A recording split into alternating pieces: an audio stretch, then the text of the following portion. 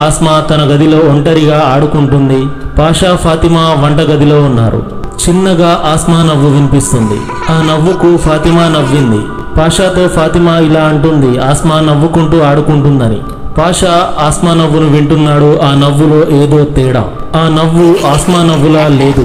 చాలా బలవంతంగా నవ్వినట్టు, కొంచెం మొగతనం కలిసిన నవ్వులా అనిపించింది. పాషా వెంటనే ఆస్మా గదిలోకి వెళ్ళాడు.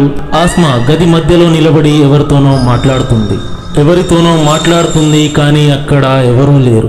నువ్వు నా బెస్ట్ ఫ్రెండ్, కానీ నీ మీసం నాకు గుచ్చుకుంటుందని నవ్వింది. పాషా చూస్తున్నాడు, అక్కడ ఎవరూ లేరు. అలా మాట్లాడడం చూసి పాషాకు వెన్నులో వణుకు పుట్టింది. పాషా ఆస్మాను గట్టిగా పట్టుకొని ఎవరమ్మా నీ ఫ్రెండ్ అని అడిగాడు. ఆస్మా అప్పుడే తన నోటి నుంచి ఒక భారీ మందపాటి మొగ గొంతుతో జవాబిచ్చింది. ఆయన ఈ ఇంట్లోనే ఉంటారు. ఆయనకు నా పేరు నచ్చలేదు, అందుకే నాకు జింజాన్ అని పేరు పెట్టారు.